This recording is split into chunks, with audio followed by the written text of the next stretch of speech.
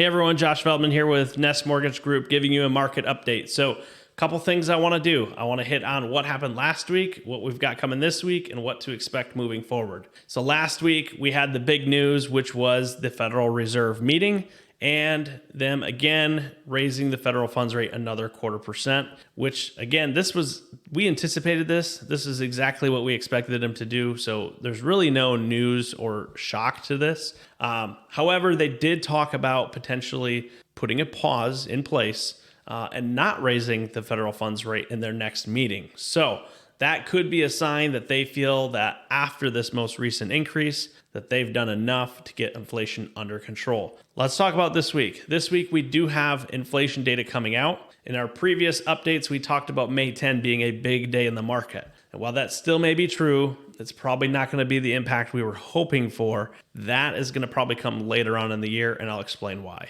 So, as of recently, there were some updates to the 2022 reporting that we would be looking at to help compare to the 2023 reporting. There were revisions to this, which made those numbers look lower, which means that our lower numbers are about in par to what they were last year. Now, that's not true, but the revisions make it appear true.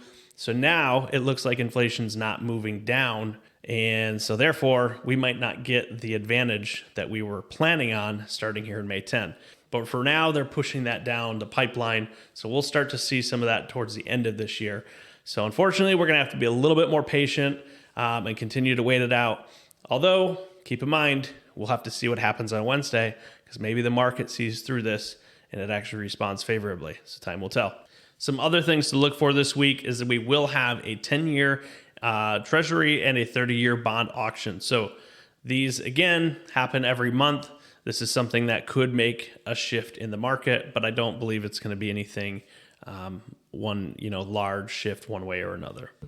Lastly, I want to talk real quick about home appreciation. So CoreLogic, as well as some other top analysts, are finally starting to come out and acknowledge the fact that home values are starting to increase. I know there was a lot of doom and gloom and talking about home values dropping significantly. And while all of the talk was happening, for the most part, okay, minus a few pockets within the country, for the most part, we did not see any of that happen, okay?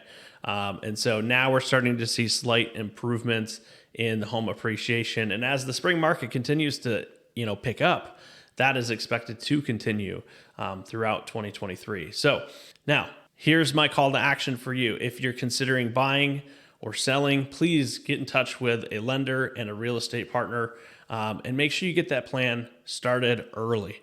The sooner you start, the better, especially with the spring market and everything that's going. Things are happening quick, so you need to be prepared and you need to be ready.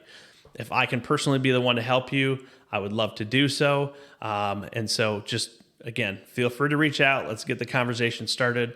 There's nothing worse than trying to time the market. Do not try to time the market. It's not going to happen because, as you can tell in this report, May 10 was a target date for us, but now something changed that is out of our control that we couldn't foresee that now is going to kick that can down the road before interest rates maybe start to make that shift that we were expecting. So don't wait for the market. You need to find out and understand what you can afford, what you're comfortable with, and if it's the right time for you, make that jump. All right. Have a great week. Take care.